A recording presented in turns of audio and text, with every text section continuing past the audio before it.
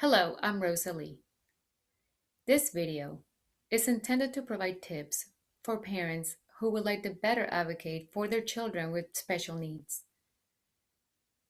There is a law in place.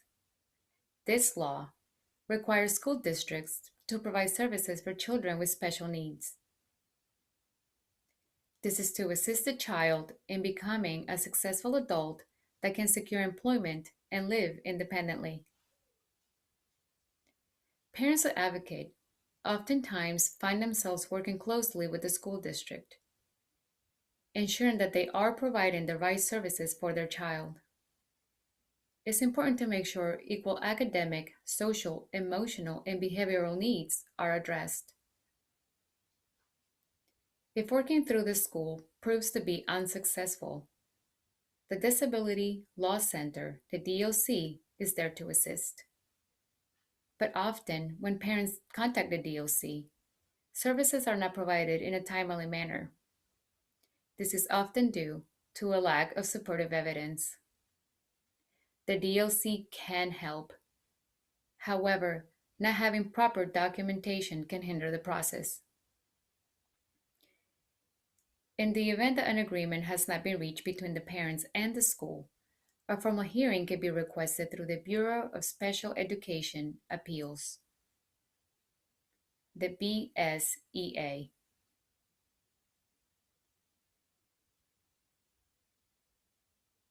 It is imperative that all documentation, proof, and evidence is ready to be presented in the hearing.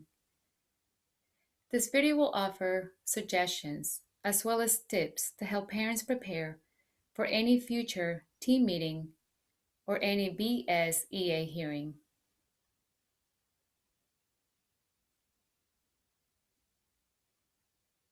Tip number 1. Make sure to save all paperwork and any important documentation.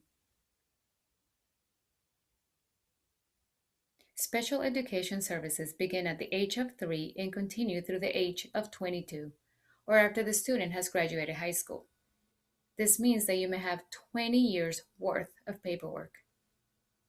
This paperwork may include Individualized Educational Plan, IEPs, evaluations, progress reports, standardized testing results, report cards, any correspondence or email between the teacher, administrators, team members, and yourself, any notes, telephone conversations,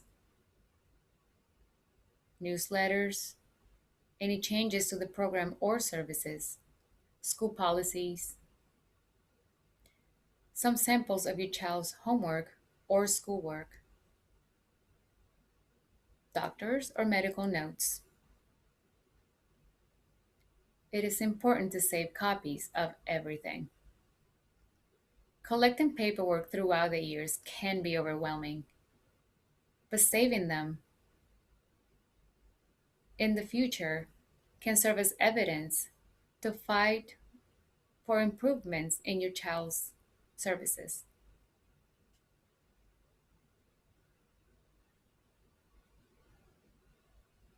Tip number 2.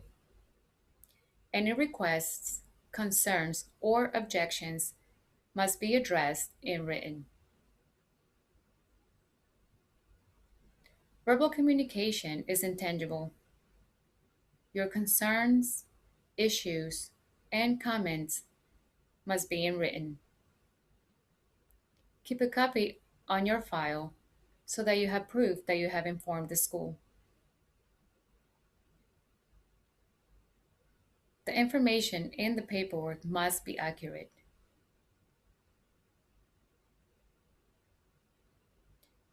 Be responsible to review all the information, making sure there are no discrepancies or that any changes are needed. If they are needed, this must be in writing. Keeping note of the individuals who attend the meeting is also important.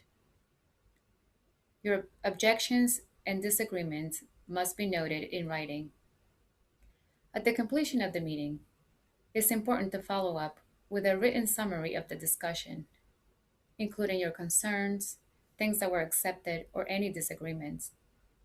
If any problem arises in the future, you will have the evidence and proof of what was discussed. If you choose to reject an IEP, the school must be notified. Avoid doing this over the phone. Instead, write a letter. If needed, you can deliver the letter yourself in person or send it via certified mail so that you have a notification of a signature upon arrival.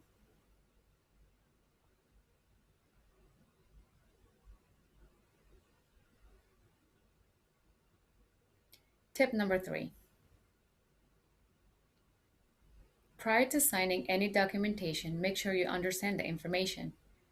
The IEP is a signed agreement between the parents and the school district. Understanding all of the information in the documents is important.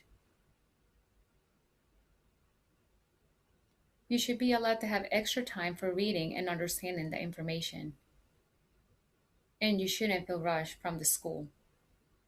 It's important that everything is clear and understood. As a parent, monitor your child. Notice the progresses, successes, and struggles. This means that every year, the IEP should change. You should notice any changes, goals, or measurement of progress prior to signing an IEP. If a BSEA hearing is needed, and as a parent, you are voicing your concerns of the IEPs not improving or not changing over the years, you may be asked to provide feedback or written evidence of your concerns. Try to be an active participant of the changes in the IEP.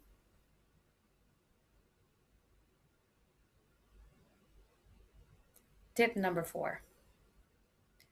Don't try to put everything on yourself. There are experts and specialists who can help you in the situation. They can privately evaluate your child, and they can share the information with the IEP team. The specialist can attend the meetings and discuss the results. They can also share the information over the phone.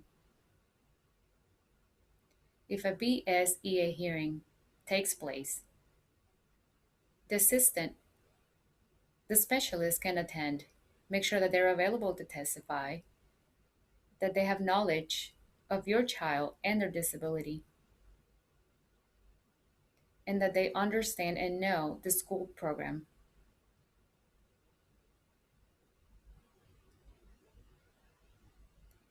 The hearing may require that the specialist has personal knowledge and has socialized with the child. They may also require that they visit the school prior to providing a report.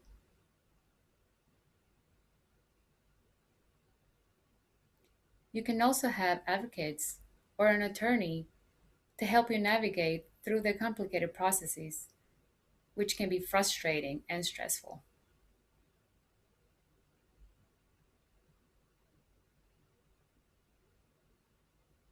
Tip number 5. IEPs are required by law, but they are not required to be flawless. The law itself is clear. However, the IEP doesn't have to be perfect.